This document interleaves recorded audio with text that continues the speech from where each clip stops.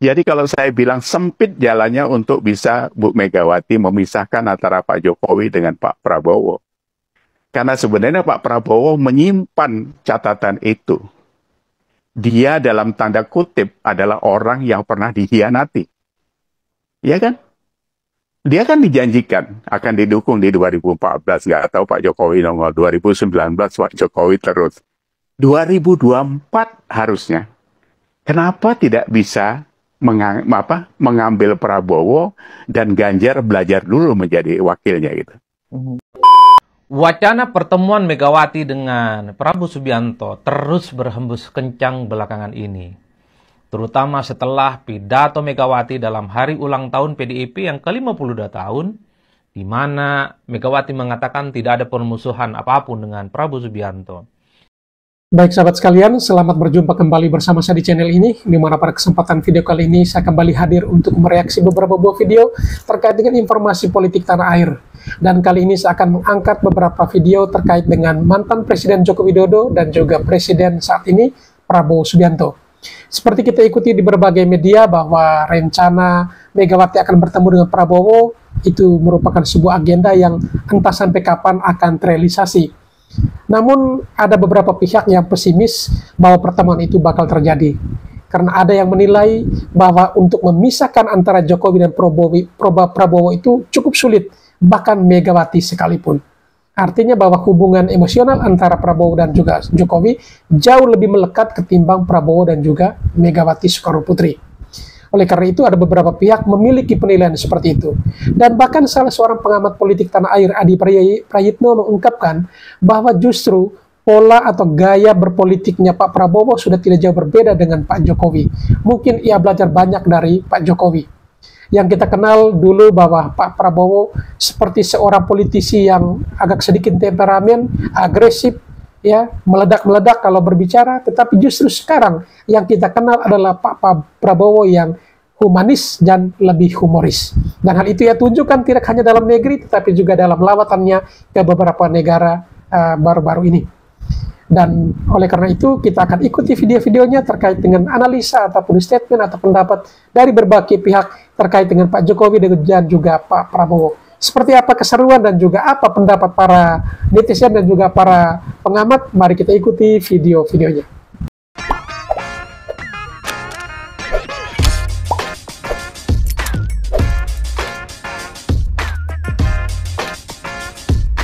Jadi kalau saya bilang sempit jalannya untuk bisa Bu Megawati memisahkan antara Pak Jokowi dengan Pak Prabowo. Karena sebenarnya Pak Prabowo menyimpan catatan itu. Dia dalam tanda kutip adalah orang yang pernah dikhianati. Ya kan? Dia kan dijanjikan akan didukung di 2014. Nggak tahu Pak Jokowi nongol. 2019 Pak Jokowi terus. 2024 harusnya. Kenapa tidak bisa mengambil Prabowo dan Ganjar belajar dulu menjadi wakilnya gitu. Ini kalau nggak ada usaha seorang Jokowi, hutang itu akan menjadi catatan luar biasa. Hutang janji itu. Jadi sebenarnya Pak Jokowi itu kan membayar hutangnya Megawati. Jadi kalau sampai ini, karena saya jujur ya, saya bukan orang yang suka membenci sama orang, nggak ada mas. Saya tidak benci sama Megawati, saya tidak benci sama PDI, nggak ada urusan sama saya itu. Cuma saya meluruskan, kalau ada akhlak etika yang tidak baik, itu harus kita benerin. Tapi tidak sedikit orang yang tidak suka kepada Bu Megawati dan PDIP itu. Mas Budi tahu apa yang terjadi di lingkungan perumahan saya ini? Itu di belakang sini ini semuanya orang PDI. Oh, kemarin itu menangnya Prabowo 70%, bos. Padahal PDIP mereka. PDIP itu. Supir saya itu ada di rumah ini ada 2. Saya tanya nanti milihnya, ya milihnya milih Prabowo Pak. Karena apa? Karena kesannya itu sudah tidak baik di masyarakat itu. Jadi arogansi yang ditunjukkan orang-orang PDIP itu dibaca orang semua. Karena saya pikir, mohon maaf sekali lagi saya, Bu Mega itu tidak sekuat Prabowo dan Jokowi membangun visi misi Indonesia. Yang pasti itu kalau menurut saya Mas Budi, itu adalah tujuan jangka pendek saja. Karena begitu Ya, asal jadi tersangka kan ribut sini. Ada video yang diumpetin di Rusia lah, sama Koni. Videonya mana? Mana videonya? Dokumennya mana? Saja. Nah iya, dokumennya mana? Jadi jangan gertak sambal mengada-ngada seolah-olah mau bargaining position kan gitu. Wacana pertemuan Megawati dengan Prabowo Subianto terus berhembus kencang belakangan ini. Terutama setelah pidato Megawati dalam hari ulang tahun PDIP yang ke-52 tahun, di mana Megawati mengatakan tidak ada permusuhan apapun dengan Prabowo Subianto. Megawati secara personal tidak ada barrier, tidak ada tembok apapun yang kemudian membuat keduanya harus bermusuhan. Bahkan Megawati agak sedikit membuka lembaran kisah lama. Prabowo itu adalah sosok yang senang jika disuguhkan nasi goreng. Tak lama setelah itu Ahmad Basara, salah satu petinggi dari PDIP, mengatakan PDIP tidak ingin jadi oposisi. PDIP siap bekerja sama dengan Prabowo Subianto, akan mendukung secara total semua visi misi, program kerja, dan janji politik Prabowo tanpa terkecuali. Meski tidak ada kader PDIP yang kemudian harus menjadi menteri dan pembantunya Prabowo. Dan bahkan hari-hari ini kita membaca dan kemudian mendengarkan bagaimana Puan Maharani mengunggah foto kebersamaannya dengan Prabowo Subianto bersama partai-partai yang tergabung dalam KIM. Jadi tiga anasir ini yang kemudian kenapa pertemuan antara Megawati dan Prabowo Subianto itu terus menguat dan terus dikait-kaitkan akan terus dilakukan dalam waktu dekat. Tidak berhenti di situ. Ahmad Muzani, salah satu petinggi dari Gerindra, saat ini adalah Sekjen, itu juga berharap bahwa pertemuan antara Megawati dan Prabowo itu bisa dilakukan di bulan Januari ini. Karena kalau kita mendengarkan statement-statement PDIP, paling mungkin nanti Megawati bertemu dengan Prabowo adalah saat Kongres PDIP yang akan dilaksanakan pada bulan April di tahun 2025. Jadi inilah yang kemudian membuat bagaimana publik melihat ada gayung bersambut soal kembali mencuatnya pertemuan antara Megawati dengan Prabowo Subianto. Jadi Megawati dan Prabowo adalah dua sosok yang belum pernah bertemu dalam kurun waktu yang cukup lama.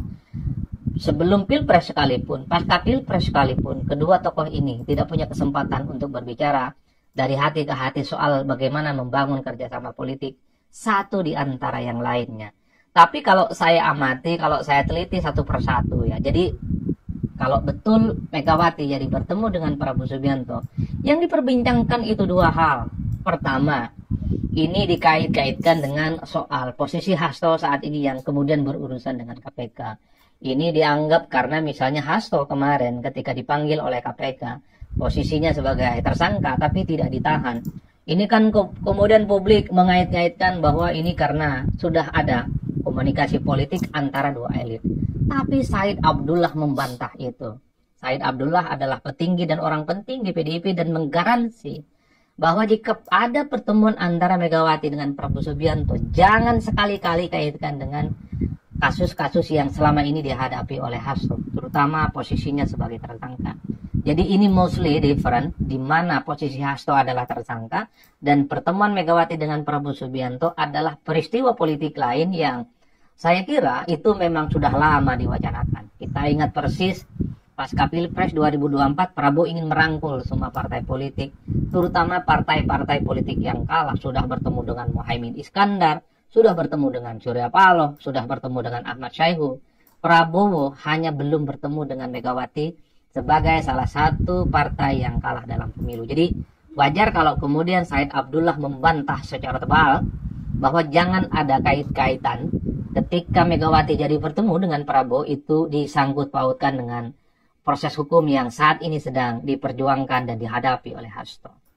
Nah, yang kedua yang menarik, ketika ada pertemuan soal kemungkinan Megawati dengan Prabowo Subianto bertemu, ini pasti selalu dihubung-hubungkan dengan Jokowi. Loh, kenapa Pak Jokowi selalu dikait-kaitkan? Tentu ada rumus yang selama ini seakan-akan baku. Rumusnya adalah selama hubungan Jokowi dengan Prabowo Subianto itu baik-baik saja, rasa-rasanya Megawati tidak akan bertemu dengan Prabowo Subianto. Tapi sebaliknya, kalau kemudian hubungan Prabowo dengan Jokowi itu tidak baik-baik saja, alias mulai merenggang atau mulai bayang-bayang Jokowi tidak terlampau kuat dengan Prabowo, maka sangat mungkin Megawati akan melakukan pertemuan politik dengan Prabowo. Jadi wajar kalau kemudian di seberang yang lain, ketika wacana pertemuan Megawati dengan Prabowo ini belakangan semakin mengeras, kalau terjadi di bulan Januari misalnya, atau di bulan April saat Kongres PDIP, pasti publik mengaitkan betapa pengaruh Jokowi, bayang-bayang Jokowi kepada Prabowo Subianto itu sudah mulai memudar. Artinya Prabowo ingin menunjukkan kepada publik dan kepada siapapun bahwa saat ini Prabowo Subianto adalah Presiden Republik Indonesia yang tak ada satupun orang yang bisa mengintervensi, tak ada satupun orang yang kemudian bisa membayang-bayangi, dan kemudian apalagi bisa mendikti dari Prabowo Subianto. Karenanya kalau betul ini terjadi pertemuan Prabowo dan Mega, tentu pesan politik yang bisa ditangkap adalah Prabowo ingin membangun keseimbangan politik dengan siapapun. Keseimbangan politik dengan partai KIN, partai-partai non-KIN, keseimbangan politik dengan Jokowi, dan keseimbangan politik dengan PDIP tentu saja. Inilah yang saya kira menjadi diskursus yang belakangan cukup menguat. Di mana kalau peristiwa politik pertemuan Prabowo dan Mega ini terjadi, pasti yang diserang, pasti yang dihujat, pasti yang kembali dimention itu adalah Jokowi, yang pastinya akan disebut pengaruh politiknya, bayang-bayang politiknya tak lagi signifikan kepada Prabowo Subianto. Jokowi waktu jadi presiden, yang dilakukan pertama kali itu adalah bagaimana membangun infrastruktur yang diyakini sebagai upaya untuk melakukan pemerataan ekonomi dan kesejahteraan yang jauh lebih komprehensif, bukan hanya di Jakarta dan Jawa. Itu mazhab Jokowi. Prabowo beda, bukan mazhab infrastruktur.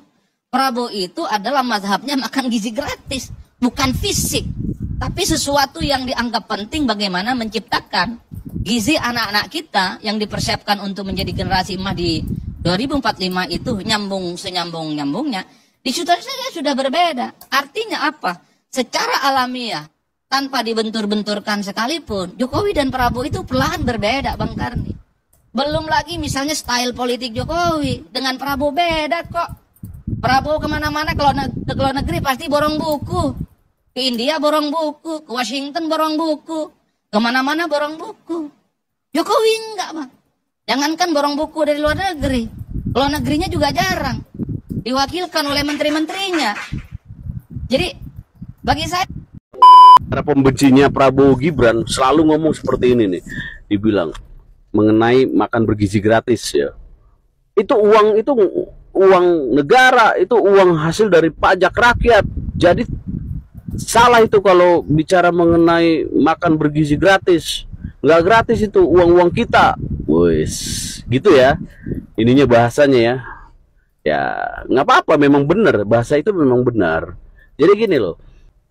Ya, sebenarnya kan bukan masalah makan gratisnya ini namanya, tetapi inilah baru pertama kali pemimpin Indonesia yang peduli terhadap sumber daya manusia, yang mau menginvestasikan uang negara ya untuk peningkatan kualitas sumber daya manusia.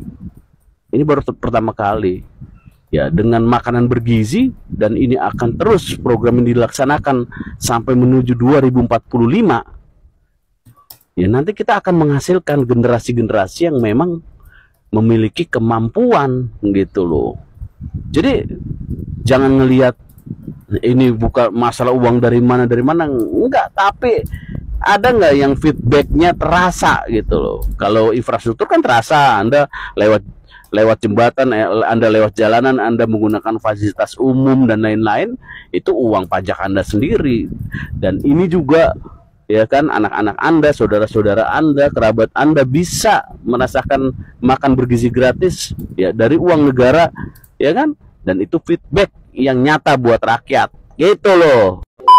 Sekarang saya paham kenapa Pak Prabowo ngotot banget untuk ngasih makan bergizi gratis untuk sumber daya manusia di Indonesia, terutama anak-anak yang benar-benar masa pertumbuhannya harus dikawal gizinya supaya tidak seperti ini. Ya, seperti ini. Kenapa? Ya biasa kan, bagian wabah-wabah itu kalau mencerna sesuatu mesti separuh-separuh. Kan biasa banget tuh para wabah kalau mencerna sesuatu separuh-separuh kayak ininya ya. Nih, yang mereka goreng tentang prioritas utama dan prioritas pendukungnya doang. Tapi masalah sinkronisasi programnya nggak dibaca. Tuh lihat ada pro growth, pro employment, ada pro devisa.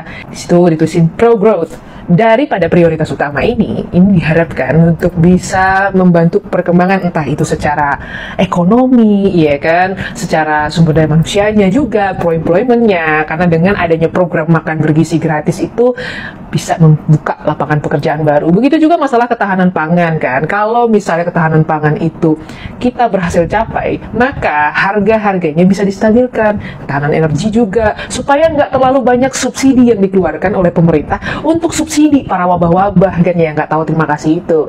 Terus ditambah lagi kalau orang udah ada ketahanan pangan, untuk cari duit gampang, juga tempat tinggal, shelternya aman, jadi negara itu punya rakyat yang sejahtera gitu. Barulah dengan rakyat yang sejahtera, SDM-nya akan jauh lebih baik. Dengan prioritas pendukung ini, pendidikannya, jadi pemerintah nggak punya beban begitu banyak gitu loh ya. Jadi uangnya bisa digunakan untuk mengembangkan negara yang supaya ekonominya lebih maju, supaya Indonesia bisa jadi negara maju. Ya tapi mau gimana lagi ya, namanya ketemu wabah, sulit sih emang. Jadi intinya gini, dalam apapun kebijakan yang diambil oleh pemerintah itu pasti akan ada pro dan kontranya. Udah bukan suatu hal yang aneh lagi gitu. Tapi yang harus kita pahami sebagai sumber daya manusia yang berkualitas, bahwa ketika kita melihat sebuah kebijakan yang dikeluarkan oleh pemerintah, kita lihat harus secara keseluruhan. Jangan cuma lihat parsial doang. Oh, bahwa pemerintah tuh memprioritaskan makan bergizi dibandingkan pendidikan. Padahal kan pemerintah tidak sama sekali membuang tunjangan untuk pendidikan, tetap dijalankan semuanya. Jadi ya begitu juga masalah kesehatan. Buktinya nyatanya pemerintah masih tetap menjalankan yang namanya BPJS dan subsidi untuk BPJS bagi orang-orang yang nggak mampu. Ini adalah sebuah contoh ya. Kalau misalnya pemerintah itu nggak care lagi dan benar-benar nggak peduli sama program-program penunjang dan benar-benar mengesampingkan program-program tadi, pemerintah tuh nggak akan masih kasih yang namanya sekolah gratis. Pemerintah nggak akan masih kasih yang namanya beasiswa bagi siswa-siswa yang punya kapabilitas tinggi. Dan pemerintah juga nggak akan over yang namanya keluh. Seperti apa yang disampaikan oleh Pak Menteri Kesehatan, bahwa pemerintah akan kasih free medical check up buat masyarakatnya setiap ulang tahun masyarakatnya, untuk seluruh masyarakat Indonesia. Kan kalau kalian taruh seakan-akan pemerintah mengenyampingkan yang tadi, pemerintah tidak menjalankan hal yang tadi, ya jelas penting banget gitu makan bergizi doang tapi pendidikan dan kesehatan dibuang. Tapi kan kenyataannya enggak. Dan lihat tadi lagi, secara keseluruhan ada sinkronisasi programnya yang bisa berdampak ke secara keseluruhan juga. Jadi tolong jangan framing terlalu jahat pada pemerintah, karena balik lagi lu harus lihat secara keseluruhan. Ada perubahan yang cukup signifikan yang terjadi pada Prabowo Subianto. Dulu publik melihat Prabowo Subianto adalah sebagai sosok politisi yang sangat kelihatan kaku, formalis, agresif, meledak-ledak, dan bahkan banyak yang kemudian menyebut Prabowo Subianto sebagai politisi yang sangat temperamental. Tapi seiring dengan perkembangan waktu dan zaman, perlahan Prabowo Subianto menunjukkan perubahan personifikasi politiknya dari yang semula kelihatan kaku dan kelihatan meledak-ledak. Perlahan Prabowo Subianto menjelma sebagai sosok politisi yang sangat humoris dan sangat humanis. Itu yang kemudian kita bisa saksikan di berbagai event-event penting, baik yang berskala internasional ataupun berskala lokal. Prabowo Subianto itu tanpa henti selalu bercanda di depan publik. Kalau kita tracking satu persatu, apa yang kemudian satu peristiwa politik menjadi momen terjadinya transformasi politik pada Prabowo. Ini tentu tidak bisa dilepaskan ketika Prabowo Subianto memutuskan untuk menjadi bagian dari koalisinya Jokowi 2019 yang lalu. Praktis setelah itu, Prabowo setelah dipercaya oleh Jokowi sebagai Menteri Pertahanan, secara perlahan sikap politik Prabowo Subianto itu berubah secara total. Dan bahkan secara terbuka, Prabowo Subianto melakukan satu pengakuan yang sangat jujur bahwa ketika bicara tentang politik, bicara tentang komunikasi, Prabowo itu belajar banyak dari Jokowi. Jadi ada satu momentum, yaitu ketika Prabowo memutuskan bergabung dengan Jokowi, itu adalah satu momen di mana perubahan yang cukup drastis terjadi pada Prabowo Subianto. Sebagian besar dari kalian sudah mendengarkan berita tentang Said Didu menceburkan diri ke dalam laut. Said Didu, aku bilang dulu sama kau, daripada kau nyemplung ke dalam laut, datang dulu kau ke sini ke kolam renang kami. Lihat dulu ini. Ini air ini. Ini kolam renang ini. Lebih baguslah kau di sini daripada di laut. Ngapain coba kau di laut sana? Nyari kerang bulu atau nyari kerang berbulu? Aduh. Jadi beginilah aku bilang sama kau Said Didu ya. Kalau mau cari nama bukan di laut tempatnya, di kuburan. Banyak nama di kuburan berserakan. Jangan kau memanfaatkan situasi. Sekarang begini, untuk masalah pagar laut, yang kompeten itu satu dari Kementerian Kelautan dan Perikanan, satu lagi dari Kementerian ATR dan BPN. Nah sekarang jadi pertanyaannya, kau dari kementerian mana? Dari LSM? Kayak gini lah tipe-tipe, kalau masa kecilnya terlalu bahagia, jadi kelewatan. Terasa sampai sekarang. Atau dulu dia waktu kecil belum pernah berenang di laut kali ya.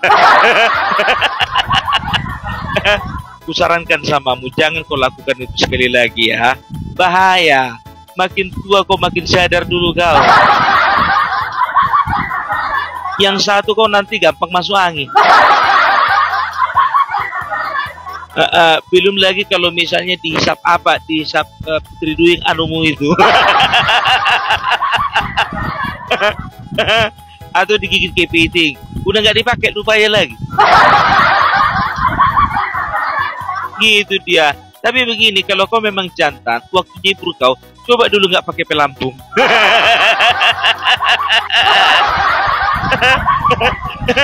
Baru paten.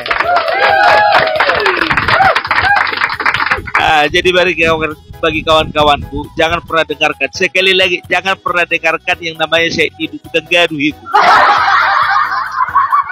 Ya, terbongkarnya pagar laut bukan masalah perjuangan Said Didu. Nggak ada perjuangan Said Didu itu. Oke? Jadi itu dulu dari Bung Parempelak ya. Salam Parempelak, salam NKRI harga mati. Nah, menurut saya, ini pandangan saya juga kan nggak pernah ngobrol sama Pak Prabowo ya. Jadi artinya kalau saya lihat yang sesuai judul acara ini, yang pagar laut ini, sebetulnya sinyal Pak Prabowo ingin memukul mundur lagi bahwa oligarki yang sekarang sudah terlibat jauh ke politik untuk mundur ke belakang. Politik bukan ruang kamu. Karena pagar laut masuk dalam ranah politik. Ya, kan ini menjadi isu politik akhirnya. Prosesnya jadi isu karena melibatkan kementerian dan lain sebagainya. Menjadi isu politik. Jadi maksudnya gimana? Kalau pagar laut ini adalah, ini nanti silahkan disampaikan. Ini bacaan saya ya. Iya, yang apa? Ini bebas saja. Jadi pagar laut ini adalah pesan Pak Prabowo untuk memukul mundur para swasta ini. Iya, ke belakang. Bahwa Anda hanya berbisnis. Mungkin nggak dipertegas dulu swasta mana nih? Ya gini ya kan, swasta yang membantu selama ini ke Pak Jokowi. Iya, itu maksud saya.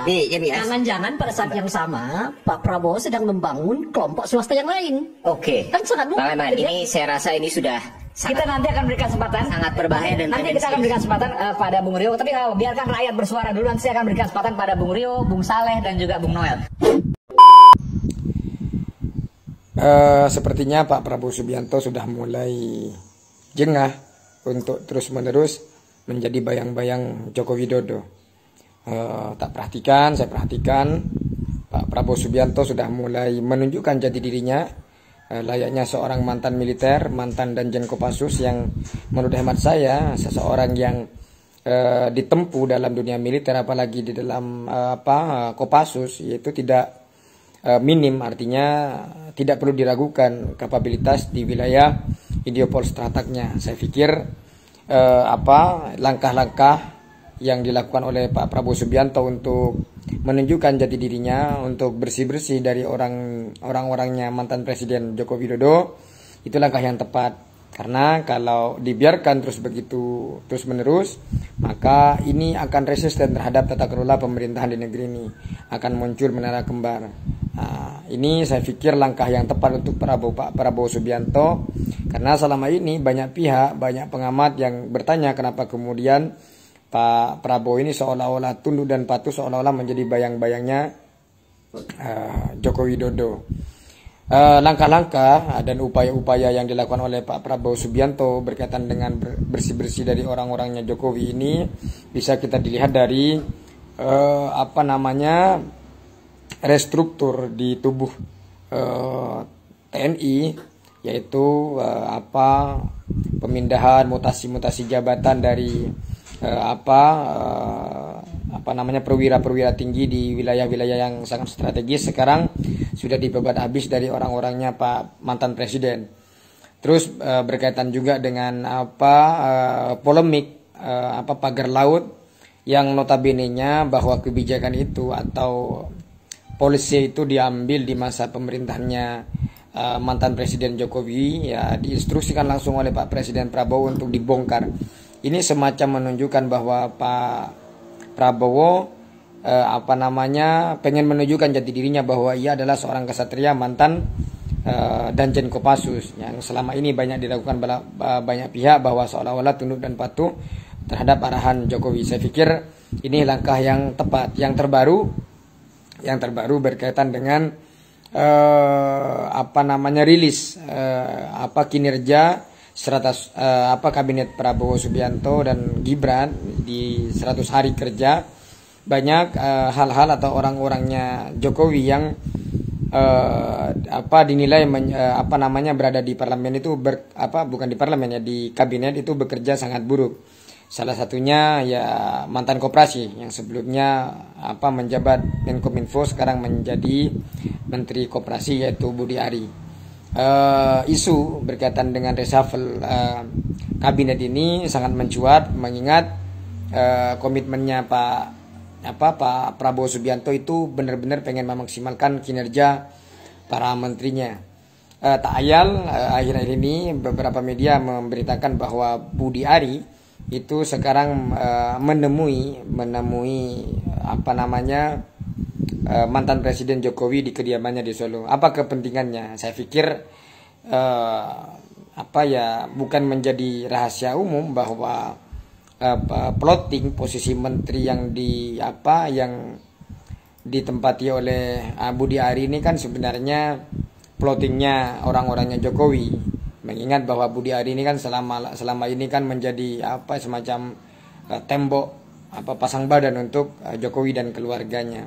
Saya pikir banyak pihak tidak perlu menerka-nerka apa kemudian kepentingannya Budi Ari menemuin Jokowi di kediamannya, mengingat sekarang Pak Presiden mantan Presiden Jokowi tidak lagi berkuasa.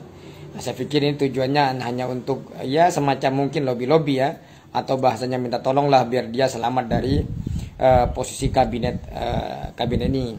Apalagi banyak pihak mengatakan bahwa Budi Ari ini hanya tinggal nunggu waktu aja berkaitan dengan kasus judol katanya. Tapi ya tidak tahu lagi ranah penegakan hukum ini apakah kemudian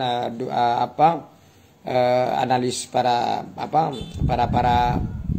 pakar yang mengatakan bahwa Pak Budi Ari ini hanya tinggal nunggu waktu, apakah kemudian benar-benar jadi atau tidak. Cuman menurut hemat saya datangnya Budi Ari terhadap ke kediaman Joko Widodo itu hanya untuk mencari semacam supporting terhadap posisinya dia sebagai menteri yang menurut hemat saya takut direshuffle, mengingat kinerjanya menurut rilis beberapa media berkinerja buruk. Salah satunya adalah Budi Ari ini yang notabene-nya selama ini menjadi tembok pengaman terhadap keluarga Jokowi. Ya mari kita tunggu aja apakah kemudian Pak Prabowo Subianto ini menunjukkan sejatinya seorang kesatria, sejatinya seorang mantan Danjen Kopassus yang ya tidak segan-segan mengambil tindakan tegas terhadap hal-hal yang menurut hemat saya itu jauh dari harapan, artinya jauh dari harapan banyak pihak berkaitan dengan kinerja menterinya, khususnya menteri-menteri titipannya mantan Presiden Jokowi. Mari kita tunggu. Hampir 50 triliun yang diberikan Agung Sedayu kepada negara berupa pajak hanya untuk membangun PIK 2. Dan bukan hanya itu, PIK 2 ASG berhasil berkontribusi menyerap 200.000 lapangan kerja. Anda bayangkan itu, kalau isinya adalah para kepala keluarga, maka bisa Anda bayangkan bahwa satu kepala keluarga itu punya satu anak, satu istri. Sudah berapa itu orang-orang yang dinafkahkan 3 kali makan sehari, sekolah, kesehatan gratis, dan lain-lain. Dan tidak selesai di sampai situ juga. Kewajiban terhadap masyarakat sekitar untuk membangun fasilitas sosial, fasilitas umum, ya, bedah rumah, renovasi masjid, ya kan, bikin sekolah, bikin jalan-jalan desa, itu belum dihitung juga. Ini luar biasa loh. Ini sebenarnya siapa sih yang punya ASG ini ya? Oh, dia peduli sekali dengan banyak orang. Usaha lokal yang berani menginvestasikan duitnya di dalam negeri. Naruh duit di dalam negeri, bukan nimpun-nimpun duit di luar. Harusnya kita bangga loh. Luar biasa. Ini baru nasionalis. Heroik. Yang pertama, perintah untuk segera menyegel, mencabut, dan mengusut. Kedua, usut para pencaplok lahan. Ini perintah Presiden. Tidak ada kompromi bagi para pencaplok lahan. Tanda yang berikutnya adalah kita akan evaluasi proyek strategis nasional. Ya. Jadi ada upaya setidak-tidaknya secara retoris ya, dari rezim sekarang ini untuk benar-benar mencoba memisahkan ketergantungan kekuasaan pemerintahan dengan para pemilik modal di masa lampau yang dekat dengan kekuasaan. Di tahun-tahun 80 saya jadi ingat bukunya Yoshihara Kunio yang dia menulis tentang Ersatz Capitalism in Southeast Asia. Jadi yang diterjemahkan dalam bahasa Indonesia kapitalisme semu di Asia Tenggara. Kapitalisme semu itu kapitalisme yang dia nyatok ke kekuasaan ke negara. Mereka tidak bisa dibilang kapitalis murni. Kalau kapitalis murni itu kan betul-betul kan memang struggle karena dia punya kemampuan sendiri, dia punya modal, dia berusaha sendiri sehingga dia punya kekuatan. Kalau ini enggak, kapitalisme yang berkolaborasi dengan birokrasi, berkolaborasi dengan pemerintahan untuk mendapatkan berbagai macam kemudahan. Dari situlah kemudian lahir istilah KKN itu, korupsi, kolusi, dan nepotisme itu. Sana Captain, kenapa? Ini nggak boleh parkir di sini. Pindah aja, yaudah. Pindah. Oke, yaudah sana aja. Pindah. Pindah aja, ya. Nggak apa-apa, liput saya. Saya demen kalau masuk TV saya demen. Kita mah nggak perlu liput. Pak, rugi Pak. Nggak apa-apa, liput saya. Rugi. Iya, kalau nggak ngeliput juga nggak apa-apa. Pergi dari sini ya. Udah pergi dari sini. Hah? Udah, nggak boleh, intinya nggak boleh. Intinya nggak boleh sini. Jangan ngusir gitu, kita sama-sama gitu. Saya di sini. Udah, gitu. Intinya nggak boleh sini. Jangan bikin kru desa Tanjung Burung aja, ya. Saya udah nyaman, udah tenang saya. Itu. Udah, intinya nggak boleh. Ya. Udah. Udah, ayo.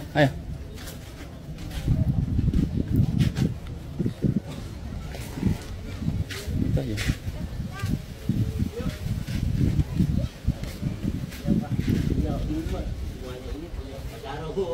Silakan.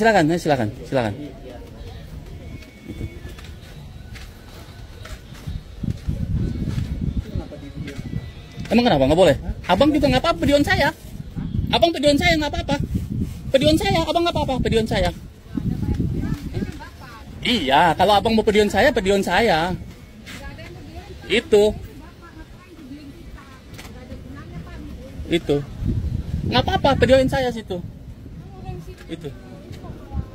Nggak apa-apa, situ pedion saya nggak apa-apa. Ayo silakan dah.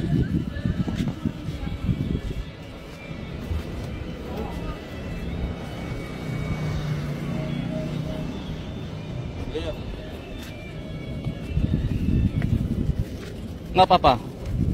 Pedio nggak apa-apa, Pedio. Nggak apa-apa. Nggak apa-apa. Masukin TV saya demen. Baik sahabat sekalian, setelah menyaksikan video tadi, barangkali ada yang mau dikomentari, silakan tulis di kolom komentar ya. Dan bagi sahabatku sekalian yang mungkin belum sempat memberikan dukungan buat channel ini, mohon dukungannya dengan menekan tombol subscribe dan membunyikan tanda loncengnya. Sekian dan terima kasih dan sampai berjumpa kembali di video selanjutnya.